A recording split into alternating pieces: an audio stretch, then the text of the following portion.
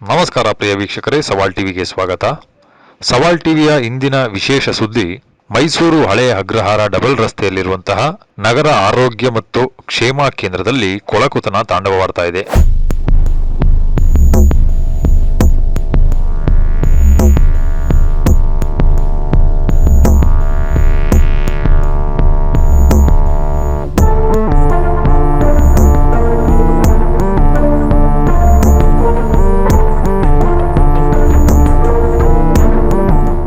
ಸಾರ್ವಜನಿಕರು ಆಸ್ಪತ್ರೆಗೆ ಬರೋದು ತಮ್ಮ ಕಾಯಿಲೆಯನ್ನು ವಾಸಿ ಮಾಡಿಕೊಳ್ಳೋಕೆ. ಆದರೆ ಇಲ್ಲಿನ ಪರಿಸ್ಥಿತಿಗಳನ್ನ ನೋಡ್ತಾ ಇದ್ರೆ ಸಾರ್ವಜನಿಕರ ರೋಗದ ಜೊತೆಗೆ ಈ ಆಸ್ಪತ್ರೆಯಲ್ಲಿ ಇರುವಂತಹ ಅತಿ ಹೆಚ್ಚು ರೋಗಗಳು ಸಾರ್ವಜನಿಕರಿಗೆ ಅಂಟಿಕೊಂಡು ಅವರಿಗೆ ಪ್ರಾಣ ಹೋಗುತ್ತದೆ ಅಥವಾ ರೋಗಿಗಳೇ ಜೀವದಾನ ಮಾಡುವಂತಹ ಪರಿಸ್ಥಿತಿ ಈ ಆಸ್ಪತ್ರೆಯಲ್ಲಿದೆ.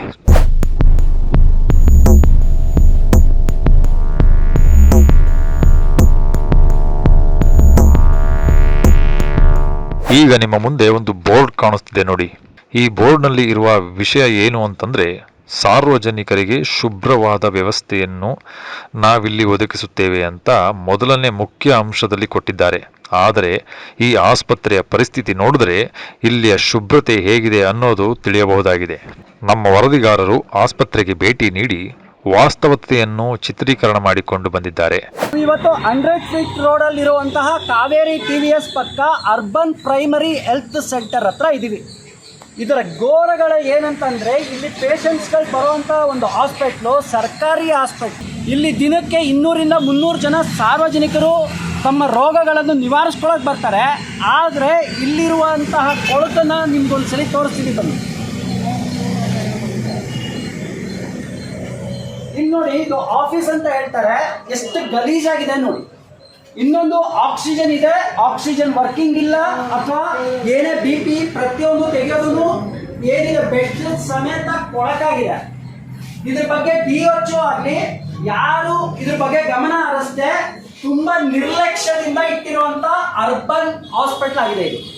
ಜೊತೆಗೆ OPD ಕ್ಲಿನಿಕ್ ಸಹ ಎಷ್ಟು ಗಲೀಜಾಗಿದೆ ನೋಡ್ಬೋದು.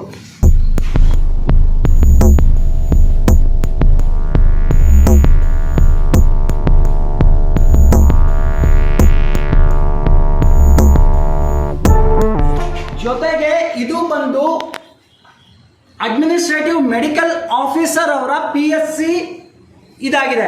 ಜೊತೆಗೆ ಇಲ್ಲಿ ಬರುವಂತಹ ಸಾರ್ವಜನಿಕರು ಪ್ರಶ್ನೆ ಕೇಳಿದ್ರೆ ಅವ್ರ ಜೊತೆ ಉದ್ಘಾಟತನದಿಂದ ನಡ್ಕೊಂತಾರೆ.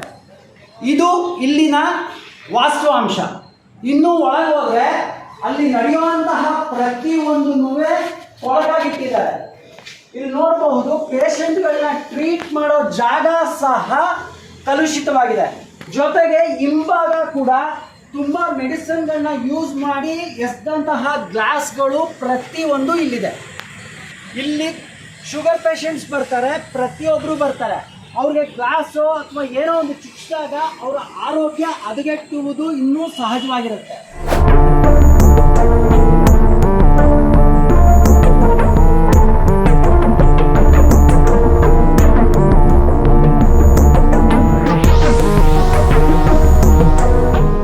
ಈ ಆಸ್ಪತ್ರೆಯಲ್ಲಿ ಕಾರ್ಯನಿರ್ವಹಿಸುತ್ತಿರುವ ಮುಖ್ಯ ವೈದ್ಯರುಗಳು ಏನಿದ್ದಾರೆ, ಅವರು ಈ ವಿಚಾರದಲ್ಲಿ ಏನ್ ಹೇಳ್ತಾರೆ? ಅವರು ಇದರ ಬಗ್ಗೆ ಗಮನ ಹರಿಸಿಲ್ವಾ? ಅವರು ಗಮನ ಹರಿಸಿದ್ರು ಈ ತರ ಆಗ್ತಾ ಇದೆಯಲ್ಲ, ಇದಕ್ಕೆ ಕಾರಣ ಏನು? ಇಲ್ಲಿಯ ವೈದ್ಯರುಗಳ ಕೆಲವೊಂದು ಮಾತುಗಳನ್ನ ಕೇಳಿದ್ರೆ, ಇಲ್ಲಿಯ ವೈದ್ಯರುಗಳ ಕೈಯಲ್ಲಿ ಏನೂ ಇಲ್ಲ, ಎಲ್ಲವನ್ನೂ DHO ನೋಡ್ಕೋಬೇಕು ಅಂತ ಹೇಳ್ತಾರೆ. ಮೇಡಮ್, ಅದನ್ನ ನೀವು ಗಮನಕ್ಕೆ ತಂದಿದ್ದೀರಾ ಮೇಡಮ್? DHO ಅವ್ರ ಗಮನಕ್ಕೆ ಹಲವಾರು ಪತ್ರಗಳು ಇಷ್ಟು ಹತ್ರ ಇದೆ ಫೈಲ್. ಓಕೆ, ಅದಕ್ಕೆ ಡೈರೆಕ್ಟ್ ಅವ್ರ ನಂಬರ್ ಕೊಡ್ತೀನಿ, ಮಾತಾಡಿ. ನಾನು ಸುಮ್ಮನೆ ಮಾತಾಡಲ್ಲ. ಓಕೆ, ಈಗ ನೀವು ಒಬ್ಬರು ಡಾಕ್ಟರ್ ಆಗಿದ್ದು ಇಷ್ಟು ಹತ್ರ ಇದೆ ಫೈಲ್. ಮೇಡಮ್ ಒಂದು ನಿಮಿಷ, ತಾವು 30 ವರ್ಷ ಸರ್ವಿಸ್ ಆಗಿದೆ ಅಂತ ಹೇಳ್ತಾ ಇದ್ದೀರಿ ಮಹಾಲಕ್ಷ್ಮಿ ಅವರೇ, ಆಯ್ತಾ? ನಾನು ಕೇಳ್ತಾ ಇರೋದು, ನೋಡಿ ಈ ಪರಿಸ್ಥಿತಿ ಇದೆ, ನೀವು ಇಲ್ಲಿ ಬಂದು ಇದನ್ನ ಸರಿಪಡಿಸ್ಬೇಕು ಅಂತ ನೀವು ನಮ್ಮಂಥ ಮಾಧ್ಯಮದವ್ರಿಗೆಲ್ಲ ಕರೆದು ಹೇಳ್ಬೋದಿತ್ತಲ್ಲ. ಈಗ ನಾವು ಬಂದು ಕೇಳೋವರೆಗೂ ನೀವು ಈ ನಂಬರ್ ಇದು ಮಾಡಿಲ್ಲ. ಸರ್, ನಾನೊಂಚೂರು ಮಾತಾಡ್ಬೋದಾ? ಮಾತಾಡಿ ಸರ್, ಮಾತಾಡಿ. ನಾನು ಕೇಳಿದ್ರೆ ನನಗೆ ಧಮಕಿ ಹಾಕ್ತಾರೆ. ನಿಮ್ಮ ಪರ್ಸನಲ್ ಕೊಡಿ, ನಿಮ್ಮ ಅಡ್ರೆಸ್ ಕೊಡಿ, ನೀವು ಏನು ಇದು ಮಾಡ್ತಿದ್ದೀರಾ, DHO ಹತ್ರ ಹೋಗಿ ಮಾತಾಡಿ ಅಂತ ನನಗೆ ಧಮಕಿ ಹಾಕ್ತಿದ್ದಾರೆ ಇವರು. ಆದರೆ ಈ ವಿಚಾರವಾಗಿ ನಾವು DHO ಬಳಿ ತಿಳಿಸಿದಾಗ ಸರಿಯಾದ ರೀತಿಯಲ್ಲಿ ಸ್ಪಂದಿಸುತ್ತಿಲ್ಲ ಯಾಕೆ? ಈ ಸಮಸ್ಯೆ ಕಣ್ಮುಂದೆ ಈ ರೀತಿ ಕಾಣ್ತಾ ಇದ್ರೂ ಕೂಡ ಯಾರು ಇದರ ಬಗ್ಗೆ ತಲೆ ಕೆಡಿಸ್ಕೊಳ್ತಾನೆ ಇಲ್ಲ. ಅವರ ಕಾರ್ಯಗಳನ್ನ ಅವರು ಮಾಡ್ಕೊಂಡು ಹೋಗ್ತಾ ಇದ್ದಾರೆ. ಸಾರ್ವಜನಿಕರಿಗೆ ಆಗುತ್ತಿರುವಂತಹ ತೊಂದರೆಗಳನ್ನ ಕೇಳಬೇಕಾದಂಥವ್ರು ಯಾರು? ಇದನ್ನೆಲ್ಲ ನಾವು ನೋಡಿದಾಗ ನಮಗಿಲ್ಲಿ ಒಂದು ಅನಿಸೋದೇನೆಂದ್ರೆ, ಹೊಲಾನೇ ಬೇಲಿಯನ್ನ ನುಂಗಿ ಹಾಕುವ ಹಾಗೆ ಕಾಣ್ತಾ ಇದೆ. ಸರ್ ಇದು ಒಂದು 10 ಇದೆ ಏನು ತಿಳಿದಿದೆ ಹಾಗೆ ಇದೆ. ಇದು 100 ವರ್ಷ ಹಳೆ ಹಾಸ್ಪಿಟ್ಲು, ಮೈಸೂರಲ್ಲಿ ತುಂಬ ಹಳೆ ಹಾಸ್ಪಿಟ್ಲ್ ಇದು. ಈಗ ಮತ್ತು ಡಾಕ್ಟ್ರು ನಾನು ಏನಾದ್ರು ಕೇಳಿದ್ರೆ ಎಲ್ಲ ಉಡಾಫೆ ಆನ್ಸರ್. ಯಾರು ಡಿ ಗ್ರೂಪ್ ಇಲ್ಲ, ನಾವು DHO ಬರ್ತಾರೆ ಅವ್ರನ್ನ ಕೇಳ್ಕೊಳ್ಳಿ ಅಂತಾರೆ. ನಾವು ಯಾರನ್ನ ಕೇಳಬೇಕು? ಇದು ಹಾಸ್ಪಿಟಲ್ ಥರ ಇಲ್ಲವೇ ಇಲ್ಲ ಬಿಡಿ, ಖಂಡಿತ ಇದು ಹಾಸ್ಪಿಟಲ್ ಅಲ್ಲವೇ ಅಲ್ಲ. ದಿನದಿಂದ ಬರ್ತಾ ಇದ್ದೆ, ಶುಗರ್ ಚೆಕ್ ಮಾಡೋಕ್ಕೆ ಇಲ್ಲ, ಅವ್ರು ರಜೆ ಇದ್ದಾರೆ ಅಂತ ಕಳಿಸ್ತಾರೆ. ಬಂದಾಗ 10 ದಿನದಿಂದ ನೋಡ್ತಾ ಇದ್ದೀನಿ ಸೇಮ್ ಇದೇ ಥರನೇ ಇದೆ. ಇವತ್ತು ಬಂದೆ ಶುಗರ್ ಚೆಕ್ ಮಾಡಿಸಿ ಡಾಕ್ಟರ್ ಹತ್ರ ಕೇಳಿದ್ರೆ ಬರೀ ಉಡಾಫೆ ಮಾತು ಹೇಳ್ತಿದ್ದಾರೆ, ಬಿಟ್ಟರೆ ಬೇರೆ ಏನೂ ಹೇಳ್ತಾ ಇಲ್ಲ. DHO ಕೇಳಿ ನಮ್ಗೇನು ಕೇಳ್ತೀರಾ ಆ ಥರ ಅಂತ ಹೇಳ್ತಿದ್ದಾರೆ. ಈಗ ನೀವು ಬಂದಾಗ ಏನು ಹೇಳೋರು ಸರ್ ಅವರು? ಇವರು ಶುಗರ್ ಇಷ್ಟು ಕೊಳಕಿದೆ ಅಂತ ಕೇಳಿದ್ರೆ ನಿಮ್ಮದು ಪರ್ಸನಲ್ ಅಡ್ರೆಸ್ ಕೊಡಿ, ನಿಮ್ಮದು ಡೀಟೇಲ್ಸ್ ಕೊಡಿ, ನಿಮ್ಮ ಫೋನ್ ನಂಬರ್ ಕೊಡಿ ಅಂತ ಕೇಳ್ತಾ ಇದ್ದಾರೆ. DHO ಹತ್ರ ಕಂಪ್ಲೇಂಟ್ ಮಾಡಿ ಅಂತ ಹೇಳಿದ್ರೆ ನಂಬರ್ ಕೊಡಿದ್ರೆ ನಂಬರ್ ಕೊಡ್ತಾ ಇಲ್ಲ. ಮಾತಾಡ್ತಾರೆ DHO ಹತ್ರ ಹೋಗಿ ಅಂತ ಹೇಳ್ತಿದ್ದಾರೆ.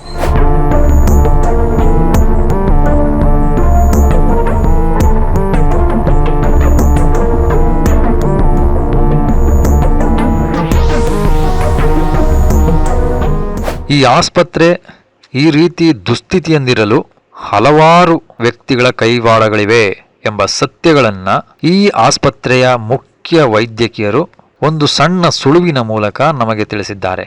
ನಾವು ಇದರ ಬಗ್ಗೆ ಇನ್ನು ಹೆಚ್ಚು ಕ್ರಮ ತೆಗೆದುಕೊಂಡು ಇಲ್ಲಿಯ ಸಮಸ್ಯೆಯ ಬಗ್ಗೆ ಬೆನ್ಬಿದ್ದು ಕೆಲಸಗಳನ್ನು ಮುಂದುವರಿಸಿ ಮುಂದಿನ ದಿನಗಳಲ್ಲಿ ಹೆಚ್ಚಿನ ಮಾಹಿತಿಯನ್ನು ನಿಮ್ಮ ಮುಂದೆ ನೀಡ್ತೀವಿ.